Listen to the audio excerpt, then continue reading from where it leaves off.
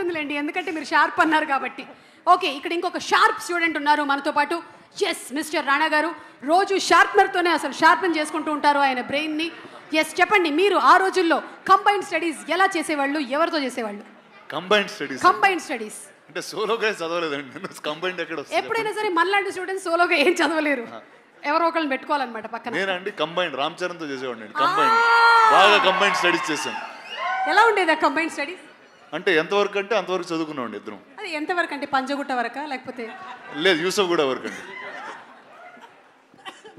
Okay, అంటే ఆ చదువుల్లో ఎప్పుడైనా గోడ దూకడాలు అలాంటివి కూడా ఏమైనా జరిగాయా?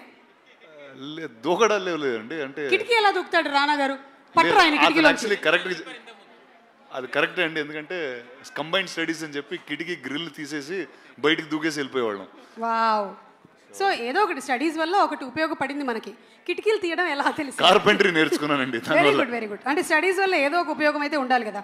ఓకే, సో ఇప్పుడు ఇండస్ట్రీలో ఒకవేళ కనుక వీళ్ళు టీచర్స్ అవుతే ఎవరు ఏ సబ్జెక్ట్ చెప్తే బాగుంటుందో ఒకసారి మీరు చెప్పాలి మాకు. పిక్చర్ నెంబర్ 1 రామ్ చరణ్ గారి పిక్చర్ వేయండి అమ్మా.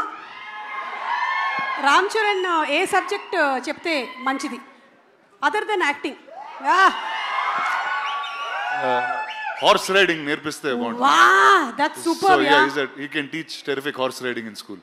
సూపర్. మగధీరా నుంచి అప్పటి నుంచి. ఓకే, నెక్స్ట్ పిక్చర్ ప్రభాస్ గారి ఫోటో వేయండి అమ్మా. ఈయన ఏ సబ్జెక్ట్ చెప్తే బాగుంటుంది?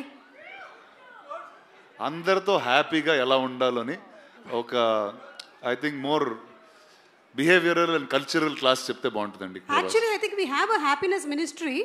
అది ఇచ్చేస్తే బెస్ట్ అండి, హ్యాపీనెస్ మినిస్ట్రీ. కరెక్ట్. బా, yes, darling Prabhas. Next picture please. Anushka గారి ఫోటో వేయండి. ఈవిడ ఏం టీచ్ చేస్తే బాగుంటుంది? సేమ్ అండి, యాక్చువల్లీ మంచితనం టీచ్ చేస్తారండి అందరికి. బా, అంటే నాకు ఇప్పుడే రీసెంట్గా నేను యాక్చువల్లీ నేర్చుకున్నా, జపాన్లో కొన్ని స్కూల్స్లో ఫస్ట్ 3rd క్లాస్ వరకు 4th క్లాస్ వరకు వాళ్ళకి ఏ సబ్జెక్ట్స్ ఉండవండి. అంటే కేవలం మనుషులతో ఎలా మాట్లాడాలి, ఇళ్ళు ఎలా శుభ్రంగా పెట్టుకోవాలి, those kind of basic subjects will be taught for life. I think she is the best person to teach that. ఐ థింక్ మన అందరికీ ఇక్కడ చాలా అవసరం అది. చాలా అవసరం. మనకి యూకేజీ ఎల్కేజీ నుంచే నౌన్ ప్రొనౌన్స్ రుద్దేస్తున్నారు.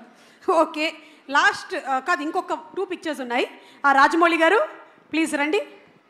ఎలాగో మీరు మాకు ఇంకా ఒక 2 years వరకు దొరకరు ప్రీ రిలీజ్లో, కనీసం ఇలా ఫోటోలైనా వేసుకొని మేము సంతోషపడతాం. అన్ని సబ్జెక్టులు చెప్పే ఒక టీచర్ ఉంటారు చూడండి, సాయంత్రం ట్యూషన్కి వెళ్తాం, అదే ఆయన. సూపర్, అసలు సింప్లీ సూపర్. అన్ని సబ్జెక్ట్స్ కి మనం 300 రూపాయలు కట్టి వెళ్ళిపోతాం. సాయంత్రం ట్యూషన్కి వెళ్తాం చూడండి. Okay, done. Thank you teacher, thank you. And last but not the least our Devara NTR. ఖచ్చితంగా తెలుగు టీచర్ అండి, తెలుగు టీచర్ 100%. తారక్ కన్నా తెలుగు ఇంకెవరు నేర్పిస్తారు చెప్పండి? So I think Tarak will be the best Telugu teacher. ఇందుకనే మీరు సినిమాల్ని ప్రొడ్యూస్ చేసి ప్రెజెంట్ చేస్తున్నారు. ఒక్కొక్కళ్ళకి ఎంత కరెక్ట్గా ఇచ్చుకోవాలో అంత కరెక్ట్గా ఇచ్చారు కదా అసలు బిరుదులు.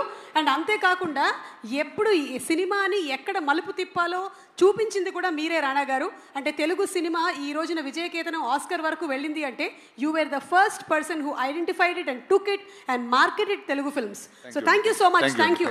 You have been truly a teacher for many people. ఇంత చిన్న వయసులోనే చాలా పెద్ద బాధ్యతలు వచ్చేసాయి, ఏం చేస్తాం, తప్పదు. ఒక్కసారి సరిపోదా శనివారంతో సూపర్ డూపర్ హిట్ కొట్టి, అసలు ఈ రోజు శనివారం కాదు కాబట్టి మనం బతికిపోయాం, కానీ what a terrific performance Nani, చూసేసా నేను. సింప్లీ సూపర్, అసలు ఇరగ తీసేశారు. సో ఇప్పుడు ఈ సినిమా అంతా కూడా about human relationships and maths కాబట్టి మీకు బెస్ట్ స్కోరింగ్ సబ్జెక్ట్ ఏంటో చెప్పండి. Special English. స్పెషల్ ఇంగ్లీషా? అంటే తెలుగు లేకపోతే స్పెషల్ ఇంగ్లీష్ ఉండేది కదా? అక్కడ ఏం రాసినా నడుస్తుంది, కథలు రాయాలి. ఎక్కువ ఆన్సర్ షీట్స్ రాసామంటే ఏదో ఒక మార్కులు వేసేస్తారు. అంతే, కథలు రాయటమే. అక్కడ కథలు రాయటమే, ఇక్కడ కథలు రాయటం. సరే, ఇక్కడ మాకు చిన్న కథ చెప్పండి. మీరు చిన్నప్పుడు విన్న చిన్న కథ ఏదైనా జస్ట్ 2-3 లైన్లో చెప్తే చాలు. ఎలాగో మాకు చిన్నప్పుడు సొంత కథలు వెళ్ళినామండి, మనం చూసిన సినిమా కథే టైటానిక్ రాసేవాడిని. బా, గ్రేట్. అసలు టైటానిక్ని కూడా అక్కడ రాసేసారా మీరు? ఓకే, సో మీకు మీ సిస్టర్కి ఇందులో ఈ సినిమాలో బ్రదర్స్ ఇద్దరి మధ్యలో బాండింగ్ చాలా బాగుంటుంది. సో మీకు మీ సిస్టర్కి మధ్యలో ఉండేటువంటి ఆ బాండ్ లేదా incident, anything that you would recollect? I think సిబ్లింగ్స్కి ఎవరైనా సరే సిబ్లింగ్స్ అన్నాక బాగా కొట్టుకుంటారు, అది అలాగే బాండ్ గట్టిపడుతుంది. ఐ థింక్ వాళ్ళు మనకి ఎంత ఇంపార్టెంట్ అని మనకు తెలిసేది కొంచెం వాళ్ళు ఎక్కడికైనా వెళ్ళినప్పుడు వాళ్ళని ఒక సంవత్సరం చూడనప్పుడు కొంచెం దూరం అయినప్పుడు బేసిక్గా. సో నేను అంతే లైఫ్ అంతా బాగా కొట్టుకు తెచ్చాం. ఆ తర్వాత అది చదువుకోవడానికి యూఎస్ వెళ్ళినప్పుడు సడన్గా ప్రేమలో అసలు సిబ్లింగ్ అంటే ఏంటి, తను మిస్ అవుతున్నానని, సో అవన్నీ స్టార్ట్ అయ్యాయి. Super. Last and final question, 35+ఆ 35-ఆ? ఏజ్ కాదు, నా ఏజా? మార్క్సా? ఒక్కసారి కూడా 35 దాటలేదు. అంటే జస్ట్ ఇట్లా అస్సలు పొరపాటు. వీటి పాపం నేను సినిమా చూశాను, వీడు అందరూ అన్ని మాటలు అంటుంటారు కదా, వీడు నాతో కంపేర్ చేస్తే వీడు బ్రిలియంట్. వీడు పొరపాటును కూడా వాడు కనీసం 1 ముందు 0 పెట్టాలా 1 తర్వాత 0 పెట్టాలా అని డౌట్ ఉంది. నాకు అసలు 1 తర్వాత 2 ఎందుకు రావాలి, 2 ముందు ఎందుకు రాకూడదు అనే డౌట్ ఉండేది. సో ఒక రకంగా చెప్పాలంటే నేను సినిమా చూస్తున్నంతసేపు వీడితో తెగ రిలేట్ అయిపోయి ఇదేదో నా బయోపిక్ తీస్తారన్నట్టు ఫీల్ అయ్యాను. Super super.